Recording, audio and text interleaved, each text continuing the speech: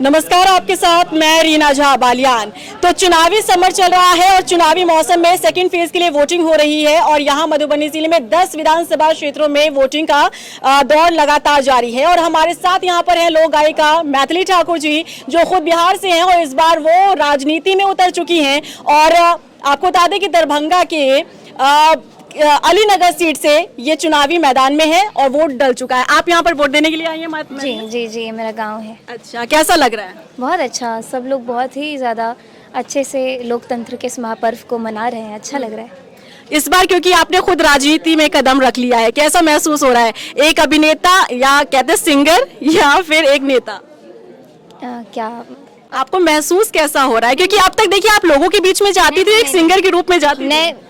मैं पहले सुरों से सेवा करती थी, अब सुरों के साथ साथ अपने कार्यों से लोगों के बीच रह करके उनकी समस्याओं को समाधान करके उस प्रकार भी मैं सेवा कर पाऊंगी। 14 तारीख को क्या होने जा रहा है?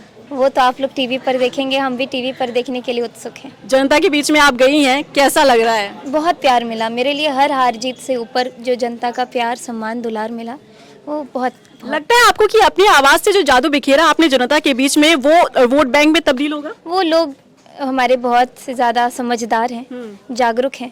अब मुझे जो करना था वो मैंने किया।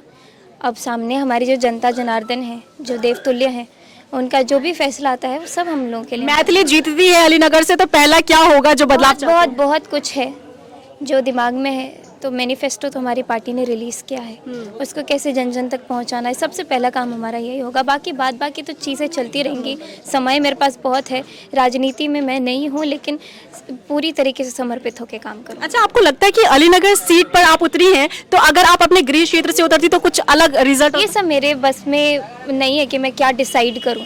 पार्टी जो आदेश देगी तो हमको वो मानना है और वो हमारे लिए बहुत अच्छी बात है। आप सब कह रहे हैं बहुत जल्दबाजी कर दी, बहुत जल्दबाजी। कोई बात नहीं, मैंने जल्दीबाजी नहीं की, मुझे तो लोगों का बहुत प्यार मिलते आ रहा है और बहुत अच्छा लगा। चलिए, thank you so much Maithili for talking to us. और यहाँ पर आपने सुना किस तरीके से उन्होंने कहा है कि जीतती है तो कई ऐसे मुद्दे हैं जिस पर उन्हें काम करना है। ये थी मैथिली ठाकुर, जो कि एक लोक गायिका भी हैं और साथ ही साथ बीजेपी की कैंडिडेट भी हैं, जिनसे हमने बात की और आपने सुना कि उनका क्या कुछ कहना है राजनीति को लेकर और अपनी उम्मीदवारी को लेकर। उन्होंने सीधे तौर पर ये कहा है कि जो परिणाम सामने आएंगे उसके बाद ही आगे क्या होगा और आगे राजनीति को लेकर क्या उनका भविष्य रहने वाला है वो तय करेंगी। हालांकि देखिए, मैथिली ठाकुर को लेकर ये कहा जा रहा है कि अलीनगर सीट जो है वो निकालना उनके लिए काफ़ी मुश्किल भरा हो गया है, क्योंकि उस सीट की अगर हम बात करते हैं तो वहाँ पर बाहरी और वहाँ स्थानीय मुद्दा जो है वो काफ़ी हावी रहा।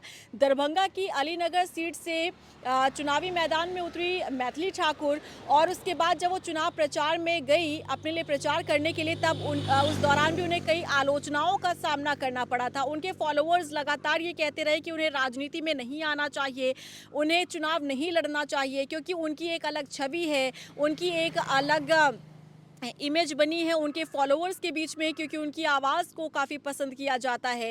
राजनीति का खेल ऐसा होता है जहां पर जो भी जाता है इस मैदान में तो उस पर कई तरह के आरोप लगते हैं और कई मुश्किलों का सामना भी करना पड़ता है। अब क्योंकि देखना दिलचस्प होगा कि 14 तारीख को रिजल्ट सामने आ रहे हैं, 14 तारीख को परिणाम बिहार चुनाव के आने वाले हैं, इस पर क्या कुछ तस्वीरें जो है निकलकर सामने आती हैं। क्योंकि देखिए, जगह जगह पर मैं गई और बिहार विधानसभा चुनाव को मैंने पूरी तरीके से कवरेज किया और मैंने देखा कि हर एक विधानसभा क्षेत्र और वहाँ के वोटर्स के मन में क्या है। यहाँ पर अगर आप देखेंगे तो क्योंकि ग्राउंड जीरो से मैंने बिहार की राजनीति को समझने की कोशिश की है। यहाँ पर देखिए, 3 ऐसी पार्टियाँ, एनडीए की बात करें, महागठबंधन की बात करें और तीसरा विकल्प जन स्वराज पार्टी यानी कि पीके की पार्टी। युवाओं का रुझान इस बार मुझे नजर आया कि पीके की तरफ वो जाते नजर आए, क्योंकि बस्ता उन्होंने सिंबल रखा है, साथ ही रोजगार का उन्होंने पूरा मुद्दा पूरे चुनाव में छेड़ कर रखा, साथ ही उन्होंने पलायन का मुद्दा महत्वपूर्ण इस चुनाव में उठाया। इसे लेकर जो युवा वोटर्स है वो काफ़ी ज़्यादा पीके की ओर आकर्षित होते हुए नजर आए। एनडीए की बात करें तो एनडीए में बीजेपी, जेडीयू ये दोनों मुख्य दल हैं और बाकी दलों की अगर हम बात करें तो उनका भी अपना जनाधार है, लेकिन ये दो मुख्य ऐसी पार्टियां हैं जिनका देखना ये होगा कि आखिर कौन सबसे ज़्यादा सीटें लेकर आता है। वही महागठबंधन की अगर बात करें तो महागठबंधन में भी कई पार्टियों ने कई तरह के लोक लुभावन वादे किए हैं। अब वापस हम अपने मुद्दे पर लौटते हैं क्योंकि हम बात कर रहे हैं दरभंगा की अलीनगर सीट को लेकर। यहाँ से बीजेपी प्रत्याशी हैं, चुनावी मैदान में अपनी किस्मत आजमा रही हैं मैथिली ठाकुर। अब वहाँ पर कहा जा रहा है जो कि दूसरे दल से कैंडिडेट हैं, उनका ये कहना है कि मैथिली ठाकुर जो पैराशूट कैंडिडेट हैं उन्हें बाहर से लाया गया है, ये उनका गृह क्षेत्र नहीं है और यहाँ के बेटे को ही यहाँ के जो वोटर्स हैं वो वोट देंगे और अपना प्यार देंगे। अब 14 तारीख को आपको क्या लग रहा है, 14 तारीख को क्या कुछ होने जा रहा है? अब क्योंकि मैथिली ठाकुर के कई वीडियो सामने आए थे, उन्होंने पाक का अपमान किया था, पाक में मखान रख के खाया था। अब क्योंकि जब मैं 1 to 1 उनसे बात करने के लिए गई तो ऑफ कैमरा वो थोड़ी सी मीडिया से हिचकिचाती हुई नजर आई। उनका ये कहना है कि आजकल मीडिया जो है उन्हें तलाश रहा है क्योंकि कई तरह के वीडियोस उनके वायरल हो जाते हैं, मीम्स बनाए जाते हैं जो उनकी छवि को ख़राब कर रहे हैं, इसीलिए उन्होंने मीडिया से दूरी बना ली है।